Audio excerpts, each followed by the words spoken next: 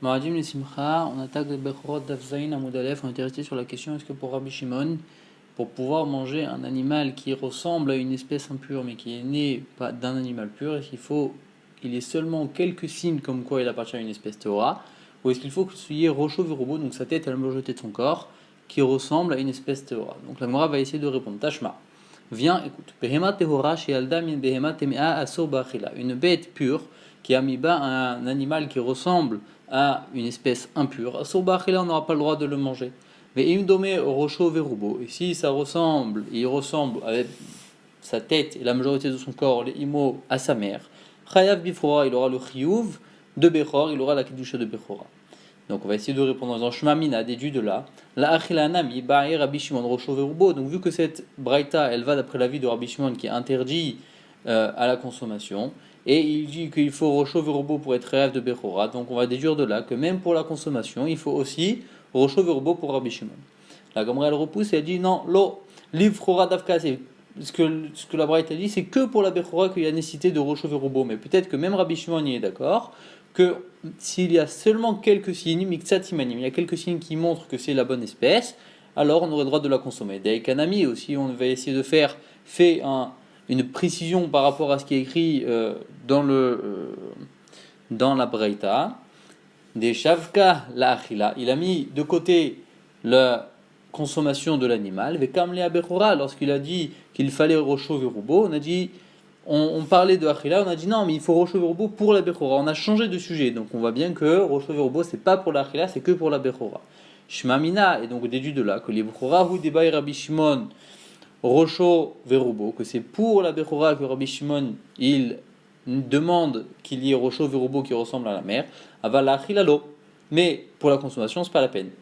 Donc comme ça on a envie de répondre en disant que même pour Rabbi Shimon, on peut consommer un animal qui ressemble à une espèce impure si elle est née d'une espèce pure, à partir du moment où il y a quelques signes qui ressemblent. La Gemara, elle va répondre, elle va rejeter ce diouk. Elle va dire Léor, là, toujours et malard, je vais pouvoir te dire la khilanami bae, que Rabbi Shimon, il a quand même besoin, il a envie il nécessite qu'il y ait Rocho Verubo qui ressemble, même pour la consommation, au Bechora, et aussi pour la Bechora. Mais on a besoin de préciser pour la Bechora et pas que pour la Achila. Donc on a besoin de revenir sur le sujet de la Bechora dans la Braïta. Pourquoi? C'est le cas d'Atachamina, parce qu'on aurait pu avoir comme a priori de dire quoi? Vu que le passage qui est écrit est seulement le premier-né d'un taureau, et que la dracha elle est de Hushor ou Proroshor, il faut que lui ce soit un taureau et son premier-né un taureau. Velotis gele berosho verubo. Et donc on aurait pu penser qu'on n'allait pas se suffire qu'il y ait la tête et la majorité du corps qui ressemblent. Il faut adika couler, il faudrait que tout l'animal qui vient de naître ressemble à un taureau. Donc on aurait pu penser ça, vu qu'il y a marqué Hushor ou Proroshor. Et donc c'est pour ça que Kamashmana, la Bretel est venue nous apprendre que même pour Rabbi Shimon, il dit il suffit qu'il y ait Rocho Verubo qui ressemble pour être réa de Bechora, et que c'est pas la peine que ce soit totalement un shor, enfin totalement l'animal tahor duquel il provient. Donc on ne peut pas résoudre notre doute vu qu'on a les deux lectures possibles. Tashma. Donc on va essayer de rapporter une autre preuve. Viens, écoute. Voici tous ceux que vous ne mangerez pas parmi ceux qui sont ruminants et qui ont les sabots fendus. Donc on parle de celui, donc par exemple un animal qui ressemble à un chameau que tu ne mangeras pas. Donc s'il ressemble totalement à un animal tamé, même si il a été mis bas par un animal pur. Mais on aura le droit de consommer celui qui vient, l'animal qui semble être impur, mais qui a un signe comme quoi il est pur. Et c'est de quel animal est-ce qu'on parle? C'est quoi cette notion-là de Abba Bessiman Echad qui vient avec un signe, un côté comme quoi il est pur? Zetame Anolad Minatahor, c'est au part d'un animal qui est, lorsqu'il naît, c'est un animal impur, c'est un animal non cachère, mais sa mère est un animal tahor, Veiburo, et on sait qu'il a été mis, sa mère est tombée enceinte en quelque sorte, donc son père, le père de cet animal-là, Minatahor, c'est un animal qui est tahor. Donc c'est le fait que aussi bien le père que la mère de cet animal-là soit théorim, ça nous autorise la consommation de l'animal qui sort. Donc on pose la question, on dit est-ce que et on aurait le droit de consommer même dans le cas où le père de cet animal, le père biologique de cet animal, c'est un animal non cachère. Tavlomar, le passage qui dit c'est kesavim ve c'est izim.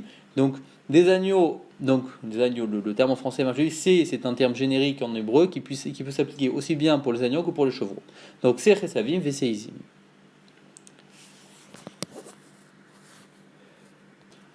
Donc vu qu'on a dit Kesavim et Izim au pluriel, c'est-à-dire Aviv Keves ve Imo Kifsa, il faut que son père soit un mouton et sa mère soit une brebis, pour que l'enfant soit vraiment cachère et qu'on puisse le consommer. Du vrai Rabbi Yoshua, ça c'est d'après Rabbi Yoshua. Rabbi Eliezer, mais Rabbi Eliezer lui dit quoi? Il dit non, Lopa Katuv le Atir et Amoutar. C'est logique que même si l'animal qui semble être tamé et qui a un seul signe, que son père et sa mère sont deux animaux cachères, c'est logique que ce soit moutard. Donc le passage ne vient pas nous autoriser quelque chose qui est déjà moutard, qui est logiquement moutard. Et là, il est aussi fait la moutard, mais il vient nous autoriser quelque chose qui ne semble pas logique, nous autoriser quelque chose que nous, de notre logique, n'aurait pas pu autoriser. De quel cas on parle? Tamé anolad minataor, d'un tamé qui provient, qui est né, qui est mis bas par un animal taor, vibro minatamé, et un des parents, donc le père, pas la mère, vu qu'il faut que la mère soit un animal tahor, et Ibro minatame, et la mère est tombée enceinte par un animal tamé, que même cet animal-là, il sera moutar ba'achila. Et donc Rabbi Eliezer, il continue sa logique, il dit oh et non, et là, Ibro minatahor, peut-être que c'est comme toi tu voudrais dire que le Ibro, il vient, le père aussi doit être tahor. Taboulomar, le pasouk l'a dit, Shor, Sechesavim, Veseizim, Bechol Makom. Le mot C, il a été répété 2 fois.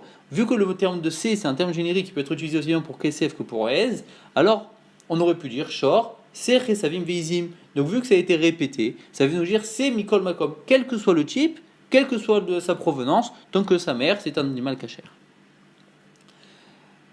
Donc ça c'est la braïta qui a été rapportée. La Gemara elle va expliquer comment est-ce que ça pourrait nous aider à résoudre le doute qu'on avait à propos de Rabbi Shimon. Car il est tamé. Rabbi Yoshua il appelle l'animal qui provient un animal non cachère qui provient d'un animal cachère, par exemple un animal qui ressemble à un chameau qui provient d'une vache, il l'appelle tamé.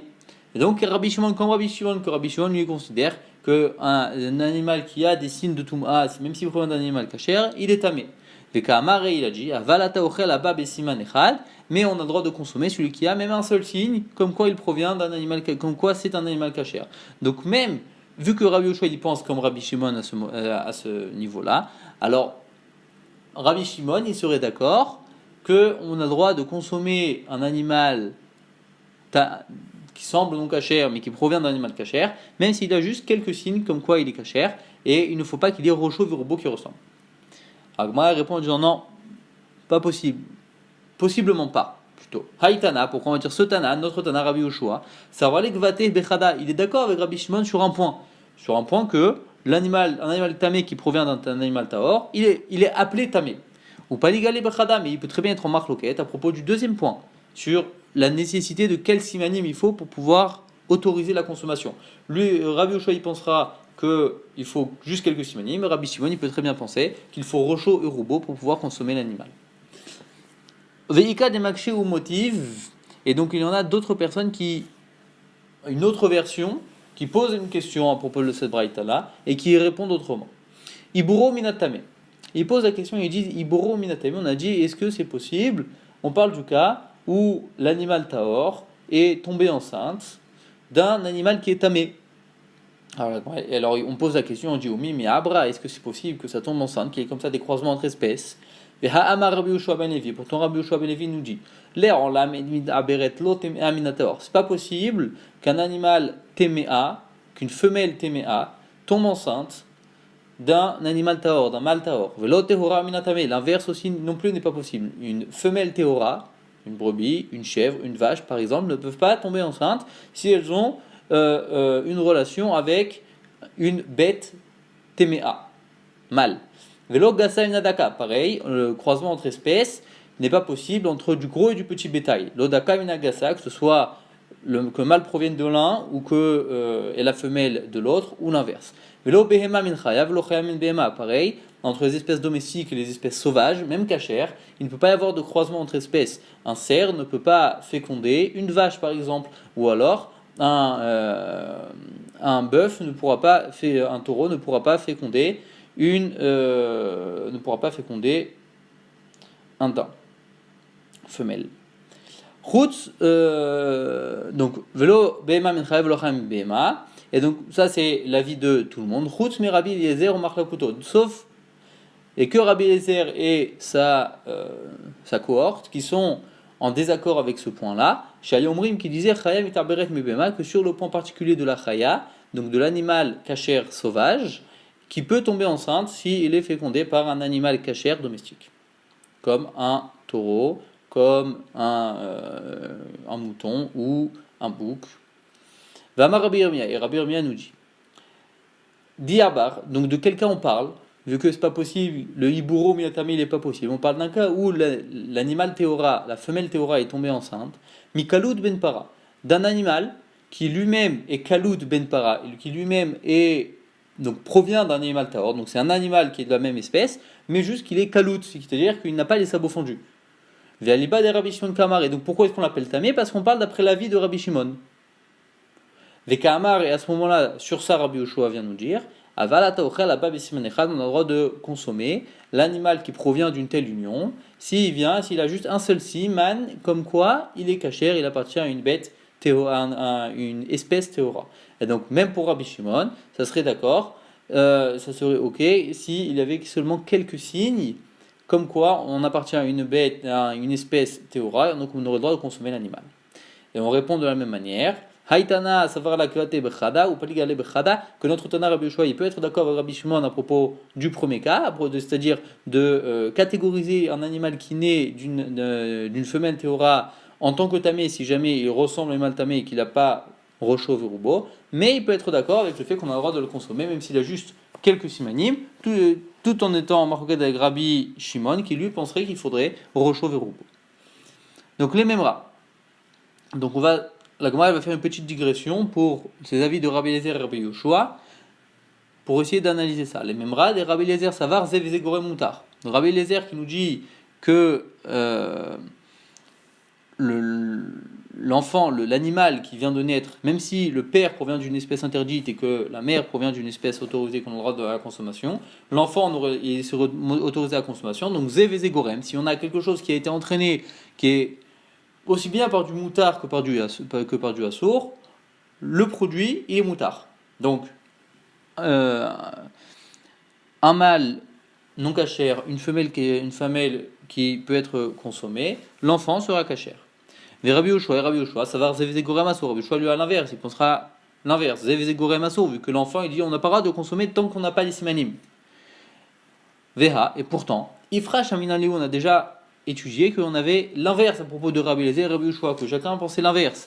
Pourquoi? Dans une braïta, on nous dit Vlad trefa, un animal trefa, une femelle trefa, qui enfante. Et le père, a priori, il est shalem, il n'est pas taref. Rabbi Eliezer, Rabbi Eliezer, il dit on n'aura pas le droit de l'offrir en tant que misbéar. Pourquoi? Parce que sa mère elle est trefa. Et donc, zé gorem, donc vu qu'on a le zé gorem, et là, dans ce cas-là, on est sur du zé gorem assour. Et Rabbi Yoshua, lui, il dit il crave les gabé misbéar. On peut offrir cet animal-là en tant que korban sur le misbéar, même si sa mère est trefa, parce que zé gorem moutar. Donc on est sur l'inverse. La Gemara répond en disant Be'alma, ça va Rabbi Eliezer zé gorem assour. Le Rabbi Eliezer, lui, de manière générale, il pense zé gorem assour, comme dans le cas de la trefa. Mais c'est différent sur notre cas. Pourquoi? Des imken, que si jamais on voulait vraiment interdire cet animal-là à la consommation, Nirtov Kra, le pasuk aurait dû dire, c'est chesavim veizim, juste c'est qui provient des agneaux ou qui provient des chevreaux. Mais alors, c'est VC, la Mali, pourquoi est-ce qu'on a répété le mot c'est, pourquoi est-ce qu'il a cette répétition? Donc Shmamina déduit de là, c'est Mikol Makom, qu'on parle d'un agneau ou d'un chevreau, quel qu'il soit, dans tous les cas, à partir du moment où sa mère, c'est un animal cachère. Donc même si le père, il est d'un animal tamé, et donc dans ce cas-là, c'est pour ça qu'on sait une règle particulière, un cas particulier du Zévézé Gorem, que la Torah elle-même a exclu. De la même manière, Rabbi Yoshua il dira Be'alma zevezegorem mutar, de manière générale, zevezegorem c'est mutar. Ve'hacham est dans notre cas, à propos de l'animal qui provient d'une femelle keshera et d'un mâle tamé. Imken, si c'est ainsi, pourquoi est-ce qu'ici il a interdit? Parce que l'irtovkra, shor kesev vaez, le passage qu'aurait dû écrire, shor kesev vaez. Shor c'est kesev vse'ez, c'est-à-dire. Mais alors pourquoi il est marqué shor se chesavim vse'izim? Pourquoi est-ce que ça a été mis au pluriel? Shmamina déduit de là, aviv keves imokivsa, c'est-à-dire qu'il faut qu'il y ait les deux parents, vu que ça a été mis au pluriel, il faut qu'il y ait les deux parents qui soient des animaux cachers. D'accord, donc on va essayer de revenir sur notre doute à propos de Rabbi Shimon. Tashma, viens, écoute. Rabbi Shimon Omer, non Braïta qui nous dit Rabbi Shimon, Gamal, Gamal, il écrit deux fois le mot Gamal, Shne Pe'amim. Echad Gamal anolad min Gamal, donc on parle aussi bien d'un Gamal, d'un chameau qui est né d'une chamelle, Echad Gamal anolad min Paro, alors d'un chameau qui est né d'une vache. Les deux, ils sont interdits à la consommation.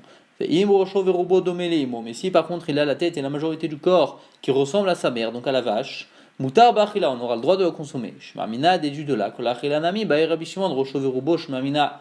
Donc déduit de là que Rabbi Shimon aussi, vu que c'est écrit fourrage dans cette braïta là, qu'il a besoin pour la consommation, il dit il faut à tout prix qu'il y ait Rochoverubo, la tête et la majorité du corps de l'animal qui ressemble à l'animal kasher et pas seulement quelques simanim. Très bien, donc la Mishnah nous avait donné la règle générale chez Yotim Natame Tame, vers Yotim Nataor Taor. Ce qui provient de quelque chose qui est impur est impur, ce qui provient de quelque chose de pur est pur. Baou Mina mi Rav Shechet, ils ont posé la question à Rav Shechet. Meragaleim shel Hamor, l'urine d'un âne. Maou, quel est le djinn? Est-ce que c'est Tame ou est-ce que c'est Taor? Et Tibaï, la Ragmara pose la question, elle dit Tibaï, il est des soucis Mugmanim, pourquoi est-ce qu'on ne poserait pas la question pareille pour l'urine des chevaux ou des chameaux? Alors on répond en disant non. Souci Mugmanim, nous où? Les chevaux et les chameaux, on ne se pose même pas la question. Pourquoi? Des lois achirées, parce que leur urine n'est pas trouble. Et l'eau d'amoul et khalav, et donc elle ne ressemble pas à du lait. Et mayaoul, ou mayanafouk, c'est de l'eau qui est rentrée, qu'ils ont bu, et c'est de l'eau qui ressort. Donc c'est sûr qu'il n'y a pas de problème avec ces eaux-là. Kamibayale, où la question elle est posée. Pourquoi? Des chamors à propos de l'urine de l'âne. Des achirés, parce que c'est des urines qui sont troubles. C'est d'amoul et khalav, donc ça ressemble à du lait. Donc maï, quel est le djinn? Est-ce que ça aura le même djinn que le khalav ou pas? Que le lait ou pas? Donc la question elle est migoufée, kamim tsetse. Est-ce que c'est un produit direct du corps de l'âne? Et donc dans ce cas-là, c'est interdit. Au même titre que le lait, va cirer, donc c'est interdit. Au djilma, ou alors peut-être, mayaoul mayanafouk, c'est comme pour les chevaux et les chameaux, on considère que c'est de l'eau qui est rentrée, de l'eau qui est ressortie. Vaïda khire, pourquoi est-ce que pour l'âne c'est trouble? Havla de bisrahu, c'est juste par rapport au fait que c'est rentré dans un corps chaud, et que le fait que le corps était chaud, ça a un peu troublé cette eau-là qui a été bue à l'origine par cet âne-là. Et donc dans ce cas-là, il n'y aurait pas de souci. Amalou Rav Shechet, il répond à la question, il leur dit Tenitou, on l'a déjà enseigné dans une braïta, dans la Mishnah. Ce qui provient du tamé et tamé, va yotse min ataor taor, ce qui sort du taor et taor. Et il n'y a pas marqué mi tamé, il n'y a pas marqué ce qui vient de mi tamé. Et là, min atamé, ce qui sort du tamé avec le min. Pourquoi faire? Pourquoi est-ce qu'on dit min atamé? Ve'aniname, mina des tamé, c'est juste pour dire min atamé, quelque chose même qui est de la même espèce que le tamé, quelque chose qui ressemble au tamé. Et cela, vu que ces eaux, ces urines de l'âne, vu qu'elles ressemblent au lait, donc vu qu'elles ressemblent à quelque chose qui est tamé, alors elles seront tamées aussi. C'est mine de tamé, c'est la même espèce, quelque chose qui est tamé. Veka d'amré, il y en a qui expliquent différemment, qui disent des soucis mugmalim, no kamibayalou, il se pose pas la question à propos des chevaux et des chameaux. Pourquoi? Des lo chatunchi, parce qu'il y a personne qui va venir boire l'urine des chevaux et des chameaux, qui kamibayalou, mais il se pose la question à propos du chamor, de l'âne, des chatouinchi ou malou liarkona, parce que les gens le buvaient et que ça avait un intérêt pour la jaunisse. Et donc, Mike, quel est le djinn? Est-ce qu'on a le droit de boire ou pas? Est-ce que c'est vu qu'il y a des gens qui boivent ces urines-là, elles ont un djinn de boisson. On considère comme boisson. Donc, est-ce qu'elles sont autorisées ou pas à la consommation? Amarle au Rav Shechet. Donc, il pose Rav Shechet répond. Tanito a enseigné. Vayotse minatame tamé, vayotse minatahor tahor. Ce qui sort du tamé, c'est tamé. Ce qui sort du tahor, c'est tahor. Ve'anenami. Et eux aussi, mitame katu. Dans tous les cas, ils proviennent de quelque chose qui est impur. Et donc, dans ce cas-là, ça sera impur aussi et donc interdit à la consommation. La Gemara vient poser une question maintenant sur Rav Shechet, qui interdit quelque chose, tout ce qui provient d'un animal tamé, même si ce n'est pas produit par le corps lui-même, et que c'est juste quelque chose qui est, on va dire, transité par le corps, comme dans le cas, on va dire, de l'urine ou la Gemara considère que c'est de l'eau qui est venue et de l'eau qui est ressortie. Métivé, on objecte. Pourquoi est-ce qu'on a dit que le miel des abeilles était autorisé? Mipene chez Machnisot Otolegufan, parce elles font rentrer le miel dans leur corps, mais c'est pas leur corps qui va produire eux-mêmes le miel. Et donc, on voit de cette braïta là que quelque chose qui est simplement en transit dans le corps d'un animal tamé, il devient moutard. Et donc pourquoi est-ce que Rachet il interdit ça? On répond en disant non, ou des Amar, parce que lui il a dit, Rachet il a dit, car Rabbi Yaakov il pense comme Rabbi Yaakov, des Amar qui lui a dit, Douvcha Rahman Ashari, que le miel c'est un cas particulier que la Torah a autorisé, mais que ce n'est pas applicable et extrapolable à tous les autres éléments qui sont en transit dans le corps d'un animal tamé. Détania, parce qu'on se dans une barrette. Rabbi Yaakov nous dit, voici ce que vous pourrez manger parmi tous les reptiles, tous les rampants volants, les volatiles. Et donc on parle des sauterelles à ce moment-là. Et donc Zeataochel, ça on aura le droit de le manger. Veiataochel sheretz sarov tamé, mais tu n'auras pas le droit de manger un sheretz sarov qui est tamé, qui est impur. Et donc on pose la question et on dit sheretz sarov tamé, behidjaktiv, le sheretz sarov tamé, les insectes volants qui sont écrits de manière explicite dans le pasuk. Donc pourquoi est-ce qu'on fait la dracha pour dire qu'on n'a pas le droit de le manger? Et là, sheretz sarov tamé iataochel, mais c'est pour nous dire le sheretz sarov tamé, tu n'auras pas le droit de le manger. Aval ataochel, ma sheretz tamé mashritz, mais tu auras le droit de manger ce que cet insecte volant produit, fait sortir de lui-même. De quoi on parle? On parle du miel d'abeille. Est-ce qu'on parle aussi du miel des frelons et donc gazine, c'est ce qu'on appelle les cicadelles, c'est une espèce volante, une espèce associée. Donc est-ce que ce miel-là aussi, il serait autorisé? Amart, on répond en disant non, l'eau, il n'est pas autorisé. Donc la Gemara elle explique, elle dit Umaraïta les rabot dvorim ou aussi agadin vatirin. Et donc pourquoi est-ce qu'on vient autoriser le miel d'abeille et on vient interdire le miel des cicadelles ou des frelons, des guêpes? Donc la logique elle est comme ça. Je vais inclure le dvashvorim, le miel d'abeille, qui n'a pas de nom d'accompagnement. Lorsqu'on parle d'un miel, par défaut, c'est le miel d'abeille. Un miel, c'est un miel d'abeille. Point. C'est tout. Et je vais exclure donc le miel d'autres espèces qui, elles, ont un nom d'accompagnement, c'est-à-dire qu'on est obligé de préciser d'où ça provient pour qu'on sache que ça provient de là. Parce que le miel, par défaut, c'est un miel d'abeille. Donc le seul miel qui est autorisé, c'est le miel d'abeille parce que c'est le miel par défaut. La Gemara, maintenant, elle ramène, elle dit Keman Azla Hadetania, comme qui va la braïta qu'on va rapporter. Dvash agazin va tirein tahor ou mutar bachila. Le miel de gazine et de tirein il est tahor, ou mutar bachila on aura le droit de le consommer. Et donc la Gemara elle dit Deloka Rabbi Yaakov, forcément ça ne va pas d'après l'avis de Rabbi Yaakov, qui lui a exclu et n'a autorisé que le miel d'abeille. Et donc on va faire un diouk maintenant sur ce qui a été dit. On a dit que Dvash agazin va tirein tahor il est pur, c'est-à-dire pur, mais pourtant on a le droit de le consommer. Donc Alma, Bari Marchavat, donc c'est-à-dire que il y a par défaut, ce n'est pas quelque chose qu'on va consommer. Donc, à partir du moment où on va penser, on va prévoir de consommer ce miel-là, il va être Mekabel Toum'a. Mais jusqu'à ce qu'on prévoit, qu'on décide de le consommer, ce miel-là n'est pas Mekabel Toum'a et c'est pour ça qu'on dit qu'il est Tahor. On enseigne une braïta aussi qui nous dit Dvash Bekavarto, du miel dans la ruche. Même si on n'a pas encore dit que lui on allait le manger. Donc on parle du miel d'abeille, vu que c'est forcément, quand on parle des ruches, c'est forcément pour les abeilles. Métamé Toumatochalim. Ce miel-là, même s'il est dans sa ruche, il peut être métamé, il peut devenir impur de Toumatochalim. Chez l'Obemarshava, même si on n'y a pas pensé. Donc, vu que cette braïta ne nous parle que du miel d'abeille, que c'est que dans la ruche, c'est-à-dire que le miel des autres espèces, vu que c'est pas le miel courant, eh bien il faut à tout prix considérer prévoir de le consommer pour pouvoir lui donner un statut de ochel, un statut d'aliment. Et donc au moment où il acquiert ce statut d'aliment, il acquiert aussi tout ce qui va avec le statut d'aliment, et donc les dîners de Tumatara pour les ochalim. Donc la Gemara va continuer à ramener des cas de choses qui proviennent d'animaux pour savoir est-ce qu'on a le droit de le consommer ou pas. Hanechale de Yachmurta. Donc les daims femelles qui dans leur utérus il y avait des sortes de comme des œufs qui sortaient. Et donc il s'était posé la question, qu'est-ce que c'est, est-ce qu'on a le droit de le manger ou pas? Donc Favour Rabbanan, les Chachamim ont voulu dire, donc les étudiants dans le Beth Midrash vont dire Be'ininhu, ce sont les testicules du daim mâle qui se sont détachés au moment où il est allé féconder, il a eu une relation avec ce daim femelle, et donc à Siran ils sont interdits parce que c'est Ever Minachai. Amar Rav Safra il a dit non, pas du tout. Zara'ad Ayalahu, c'est la semence du cerf, des Azil Batari Alta qui voulait aller avec le fan. Pardon, avec la biche.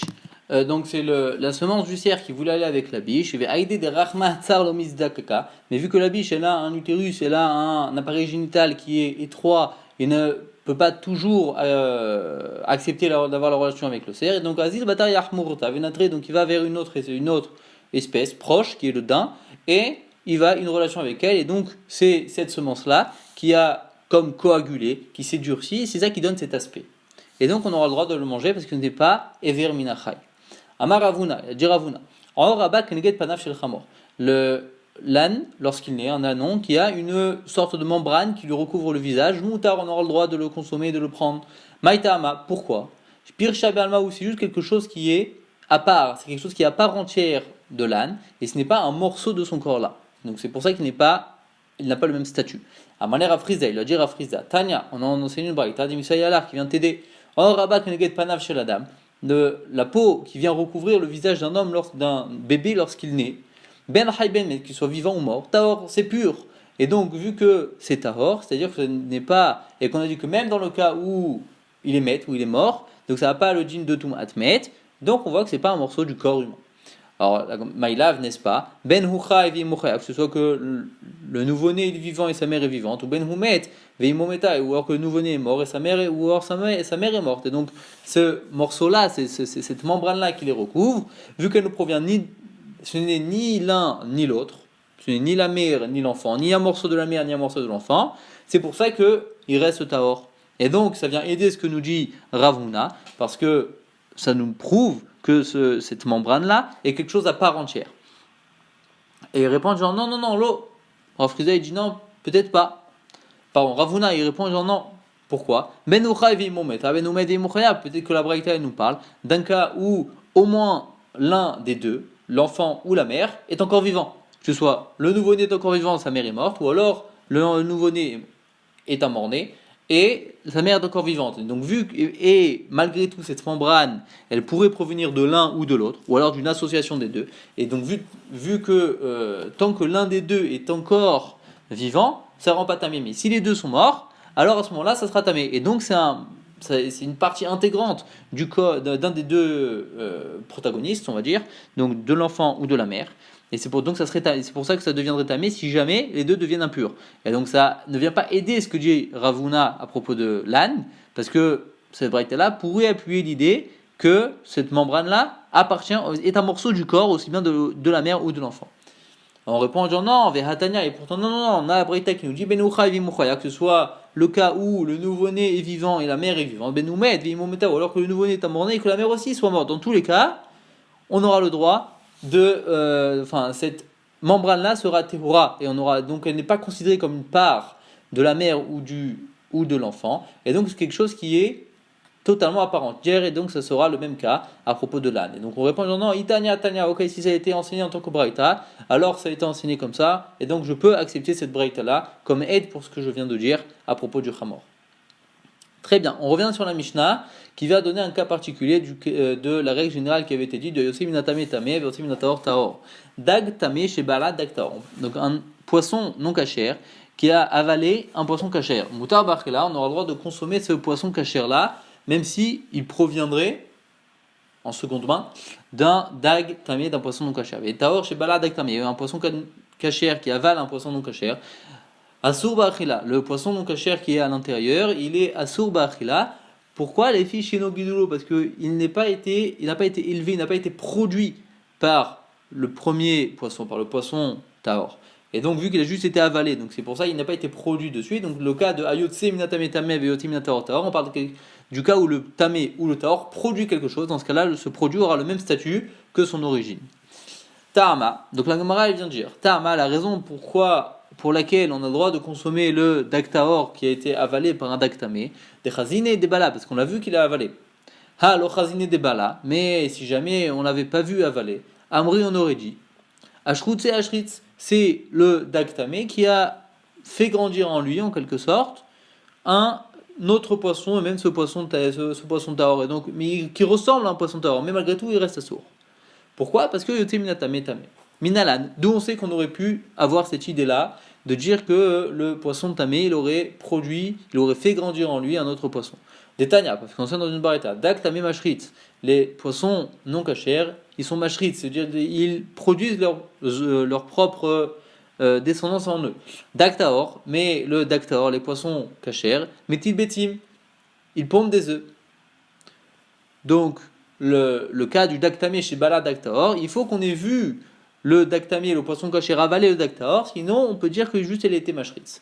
Hier, il a posé la question, il dit, si c'est ainsi, qui a hazina de Bala, lorsqu'on l'a vu avaler, amrina non a qu'à dire, hay iakla, hay yashkuse ashritz, si je vois un poisson qui avale un autre poisson, donc un poisson impur qui avale un poisson pur, un poisson cachère, et ensuite je pêche ce poisson non cachère, je l'ouvre, je trouve un poisson à l'intérieur, je vais dire, non, le premier poisson qui était un poisson cachère, il a été consommé, il a été digéré. Vehaï, le poisson que moi, non, je trouve moi à l'intérieur de ce poisson que je viens de pêcher. Ashkousé Ashrit, il a été produit par le poisson impur, le poisson non cachère, et donc j'aurais pas le droit de le consommer non plus. Amarav Shechet Rav Shechet a dit, il répond genre non. Kigon Shimetsao Derecharei, par exemple, lorsqu'on trouve le poisson cachère dans le système digestif et on ne le trouve pas dans le système génital. Donc vu qu'on ne le trouve pas dans le système génital, c'est-à-dire qu'il n'a pas été produit par le poisson, le gros poisson non cachère, et que il a été forcément avalé. Rav Papa lui rapporte une autre réponse en disant Kigon Shimetsao Derecharei, par exemple, on le trouve au niveau de la bouche.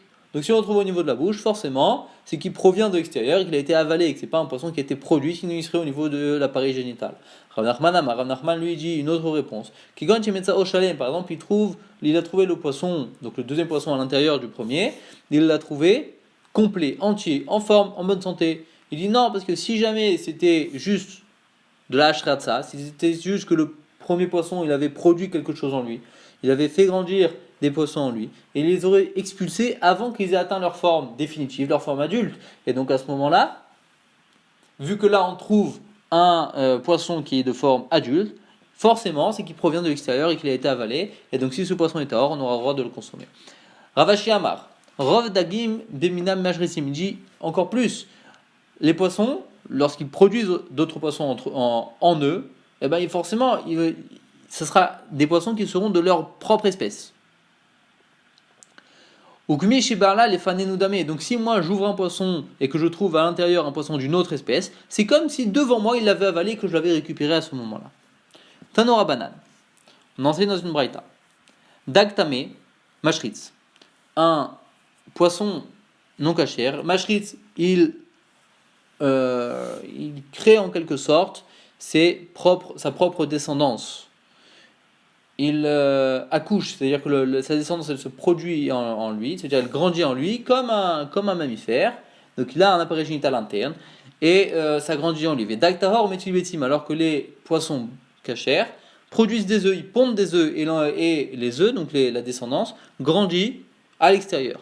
Kol amolid, tout animal qui accouche, qui met bas, et donc qui ne produit pas des œufs, ménique, c'est un animal qui lui allaite aussi. Mais tout animal qui pond des œufs, mais la quête, il vient aller récupérer de la nourriture pour aller le donner à ses enfants. Sauf la chauve-souris, parce que même si la chauve-souris pond des œufs, alors malgré tout, ménique, c'est un animal qui est, c'est un mammalien qui va allaiter ses enfants. Hadulfanim, les dulfanim. Parim veravim qui. Donc les dulfanim, parim veravim qui viennent Adam, ils se multiplient, ils croissent, donc ils ont des relations et tombent enceintes et accouchent comme des humains. Donc Amar dit maï dulfanim, c'est quoi les dulfanim? Ravuda dit beneyama, c'est les gens qui habitent dans la mer. Et Rashi rapporte, c'est une espèce de poisson qui est moitié humain, moitié animal, qui dit ce qu'on appelle les sireina, donc les sirènes.